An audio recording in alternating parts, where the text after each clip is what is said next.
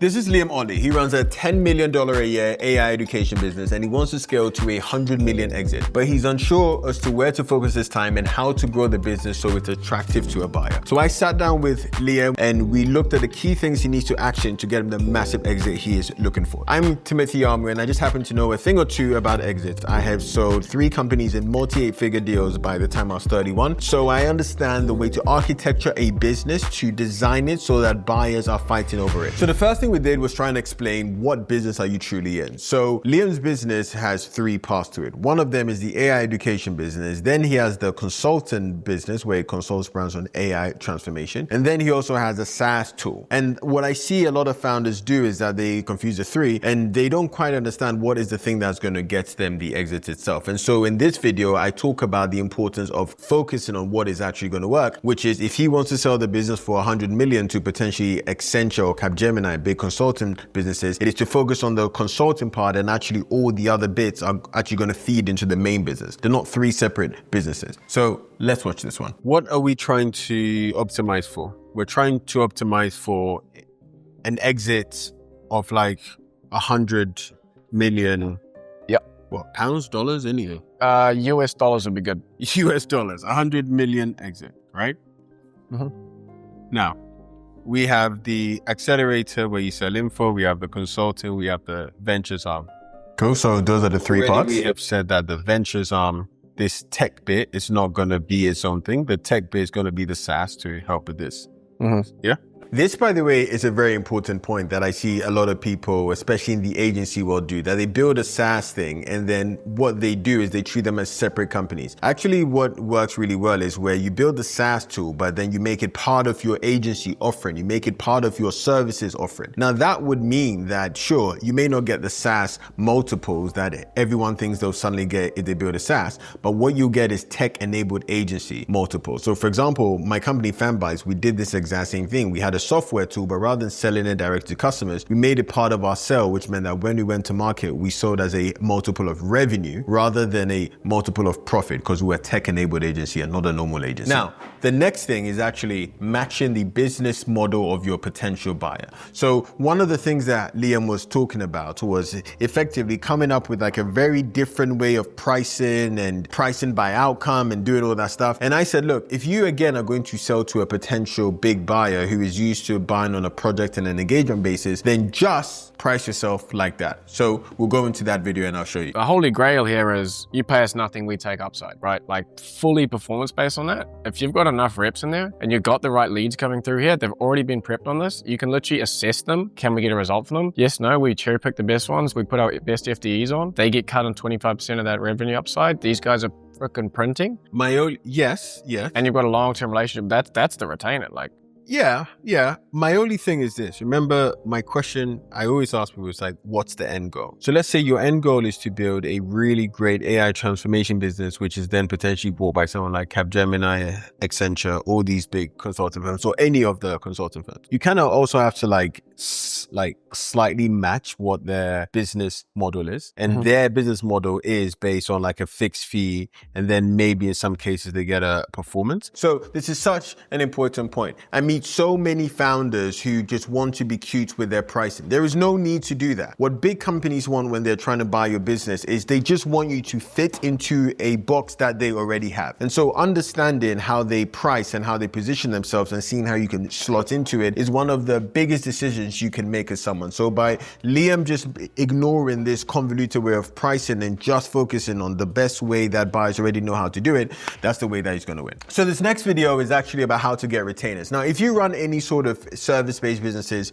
recurring revenue or repeat revenue is going to be the lifeblood of your business. And in this, especially with things like AI transformation, where it feels as if you just do it once and then afterwards, you don't know when the client's coming back, I gave him some very concrete advice as to how you can drive recurring revenue throughout the business. And you're going to see how he can do it and also how you can do it as well. As I said, in Fanbytes, the way we got recurring was we just built an insights tool, but really was just a newsletter, and we just send them like, here's the latest trends in fashion, here's the latest trends in toys, here's the latest trends in music. And then you have people who are like, fuck, we need to jump on this trend. And like, all right, sweet. Well, Yes. So this is a very important point. When you're selling anything to big customers, one of the key things that you need to do is lead with insight. Because sure, they might need your services, let's say now, and then they might need it in 6 months. But if you can sell something like an insights report or some way for you to constantly stay top of mind, that's going to be the way you drive repeat revenue. So for example, with Fanbytes, one of the ways that we drove a lot of recurring and repeat revenue was that once you've done a campaign with us, we would then offer you for $5K a month to just sign up to this very highly personalized newsletter where we'll tell you all the trends and insights that were going on in your particular industry. Clients would want that because they don't want to actually fall behind. But then as a result, we're constantly showing up in the inbox, constantly top of mind. And that's the way that we were driving a lot of repeat revenue because A, they were already paying us, so they felt like they definitely had to pay attention. But then B, we're so top of mind that anytime they thought about anything around Gen Z or influencer marketing, Fanbytes was the first thing that came to mind. And that is the playbook that I shared here. So for you, especially with AI, I would basically be like, all right, you pay $12K for the first bit, like a 7-day intensive, blah, blah, blah. Do you want to make sure that you're constantly updated with all these things? And at any point, do you also want your team to have basically a helping hand who can easily make sure that they're not falling behind? Cool. Well, we have a package which is $10K a month. We sell you insights, and then we have like your own SWAT team of AI people who can just easily like make sure that you are capitalizing on the latest thing. So this is also a very interesting point here because not only insights, but then we talked about potentially having some kind of a SWAT team for a particular client. So maybe 2 engineers who are just on hand for them to easily go anytime the client has a problem. Now, why is that important? Because if you want to drive repeat revenue, rather than saying to the client, hey, do you have work for me? One of the things you could say is, in case you have work for me, we can deploy very quickly. And that is a strategy that you look at other companies. Like a lot of insurance is basically exactly like this. You pay every single month in case something happens. And because you always have that fear of in case something happens, you will keep paying every single month. So this is a very clear way for you to drive repeat revenue in a services business. So the next video is probably the most important video, and it's all about who you target. Now, one of the things I see a lot of first-time entrepreneurs make, and sometimes even I do this mistake if I enter into a new business, is I don't really think about who my target customer is. And I also don't think about how premium that customer is. Because the truth is, the more premium your customers, the better business you're going to be able to build. But more importantly, the more premium your customers, the more valuable your business is to a potential acquirer, because it means that that customer is going to be around for a longer time and the buyer can sell more things to that particular customer. This is why it's more important to go for, say, enterprise or more mid-market than startups, because they're just more durable and they just make your business better. In this, we talked about what type of customer base to go after, because he, as someone who's big in the AI automation education world, he had 3 sets of customers. He had people who were like info owners, he had small ticket agency people, and then he also had actual mid-market / enterprise brands. And we go into how he could actually go to market for these guys. It might be worth niching down to something. Not just any business. I mean, I've tried to do it with like the online. Yeah, but those guys aren't business savvy, man. But they are more tech savvy. So I see it as sort of 3 segments. There's like, I guess the smallest to biggest. I've got my AI agency guys who want to scale here, and I can serve them, the smallest audience, but I've got them already. I can help them scale doing the same stuff we're doing at our agency. Then we've got the online biz. So those guys are still fairly technical. They're like, I'm probably familiar with ChatGPT and they've been using Claude already. Bigger market, smaller business, still very nimble, would also be able to adopt this, and there's a big chunk of them. And I can speak the language, I'm literally the ICP. And then there's guys like Sybil and like these other older business owners, and they have this much bigger chunk here. A lot harder to deal with a lot of times, like respectfully. Well, no, just in terms of training and stuff, they're further behind. So they'd just be, I suppose the product would progress to a point where even the that was my thinking, is that eventually it should be so easy that... What you've just seen here, and it's really good work by Liam here, is that he segmented his different customers according to their customer complexity. But a mistake he is potentially doing, and eventually he's not going to do it because we had this conversation, was he was thinking about basically like starting off with effectively the lowest common people on his customer segment and then eventually progressing to the highest value people. But then what you're going to hear me say is just go to the highest value people, but just build a product which makes sense for them. And then the next thing you're going to see me talk about is something called the expertise gap, which I think drives the biggest value in any business here. Watch this video and I'll explain later. So one rule in business that I think about always is something that I call the expertise gap, which is basically knowledge gap, right? Yeah. And all of this shit here is money. Yeah. Your online biz people maybe are here. So you probably can't charge them that much. That's why I But talked the to people AI that we agencies just for saw, so long. brother, this, you showed them whisper flow and their mind was blown. So the expertise gap is basically how you create value in a business. So on one end, you have what you know, and then you have what your potential customers know. And then everything in the middle of that is basically how much you can charge them. The thing is, with the people in the info world and the AI agency world that were some of his customers who were thinking about going after, the gap is not that big because like they can do it themselves. However, when we're at this event that Liam was hosting, we met a guy who basically was doing like 30 million a year in his business, and Liam showed him whisper flow, and the guy was like, oh my God, this is the future, etc. And we're like, bro, you haven't even seen anything yet, right? And so what I was saying in this video was, well, if someone like that is just mind blown at whisper flow, then imagine all the things that he will be mind blown at, and imagine how much you could charge him in order to just like help him implement AI into his business. And that is the sort of customer that you should be going after. So to these guys, you showed it, it's fucked, in it. Like you showed whisper, whoa, I can talk to my shit, you know? So like that to me, and they have more money and would easily pay. So they have more money,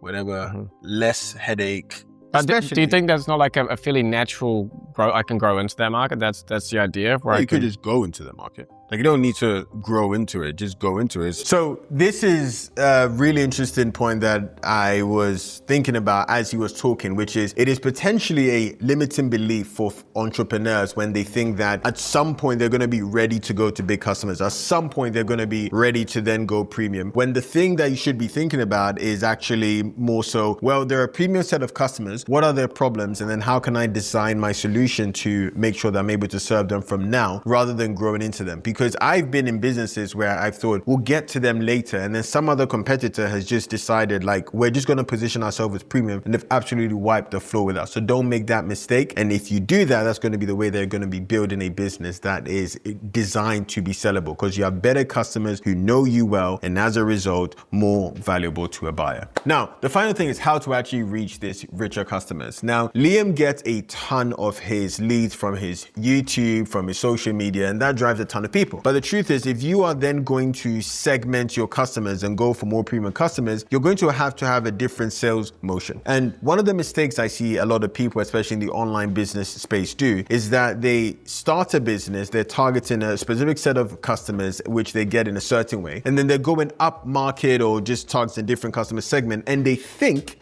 that the same way that they got the initial customer should be the same way that they get the new customer. And so in this, we talk about specifically how to figure out the pain points of your potential new customer and then how to design content in a way that would actually grab them. Does that mean I specifically should be angling the messaging to like whatever that is specifically, or I can kind of keep it general, like why you... Yeah, I think that you can call it there's content buckets like why I stopped using ChatGPT in my business and why you should too. That kind of stuff is very broad, like, oh, what the fuck am I doing wrong? Like, I haven't used ChatGPT in how long? Or like 3 keys to scaling revenue per employee with AI. And there's tons of great videos that off all of this stuff I'm going to be able to create. Well, think about the pain points. That's probably generalized enough, right? Yeah, but also think about the pain points, right? Because that other guy who owns the 8-figure e-com holding company, one of his things was, I want to use this stuff, but my team don't know how to. Cool. Create a YouTube video. My team don't know how to use AI. What do I do? Yeah. That is literally a YouTube search term. My team don't know how to use AI. One of the things I see that do very well, but it's specifically in B2C markets, but it can work in B2B, is effectively taking the exact YouTube search terms that people are having around your product, around your solution, and just making that the title of your next video. And beauty brands do this well because they're like, I have scaling hands and they get itchy. Then the YouTube title is scaling hands get itchy, use this cream. You know, it's like really specific. And in the world of B2B, I notice people don't do that enough. And this is a very good example of him doing it well, right? It's like, my employees don't know how to use AI, or my employees don't want to use AI. How do I convince them? Make that the title of your next video, how to convince your employees to use AI when they don't want to, you know? And just by doing that, you are self-selecting and picking the right people, and the right people will start to self-select. Crafting more of that stuff around like teams or around the like busy CEO. Probably add in a lot more, maybe further up lead magnets that are even earlier than like 7-day build your AI operating system. Yeah, because when you shared me this thing like 7-day build your AI, I was like, right? Because I'm like, I just know that shit works. Yeah, like, you know that shit works for the market that you've been in. But also these guys, I've seen it work in this guys. But. Yeah, exactly, because this is a market that you know. But think about it, like me, I don't have the time to do a 7-day online thing. The e-com guy who's running a 30 million business does not have the time to do that. This is again a very interesting point, which is the more sophisticated the buyer, the more any lead magnet or any free solution or any low ticket thing has to just take a lot of time off them. Or rather, should I say, it has to give them back time. So if you're trying to sell to people who are doing 5 million a year or 3 million a year or blah, blah, don't sell a 3-day email course. Don't sell a 7-day email course. Don't sell something which is, oh, I need to do this other thing and I need to create another thing. And in this video, some of the ideas we talk about are like, yeah, if you're going to do an email series, then say something like, every day we're going to send you a very tactical email for how your company can use AI that you can forward on to your sales team. So the final thing was when to sell. One of the things we talked about was understanding the moment to go to market. And we understood that the sort of buyers who would love his sort of business are the Accentures, Capgeminis of the world, the big AI consulting businesses, because those guys for the next 3 to 5 years are going to spend billions buying AI transformation businesses. And so what we decided was that rather than wanting to max out the price, we would focus on how we get this business to 20 million a year as a group, with the consultant being the main thing. And the moment that happens is the moment that we go to market, because the next 1 to 2 years, you're going to see companies like Liam's, companies like all these other AI consulting businesses get valued at crazy amounts because the market right now is hot for AI businesses. And we decided not to make it wait for too long, because if you wait for too long, sure, you could get a much higher revenue in maybe in the next 4 years, but you're not going to be able to get that multiple that you want. It's all about timing. So you've just got a hella sauce about how to design a business to be sold. And as you can see, it's a very predictable process. Now, if you want some help in building out your business to be sold, you can join the waitlist for our Founders Intensive. It's just the first link in the description. Is where myself and my team work with you very closely to design the business to be sold and help you figure out the things to do now. And also when you're ready, introduce you to buyers. There's a waitlist of people because our next program starts in the next few months. If you want to get it, click the link and hopefully I get to work with you soon.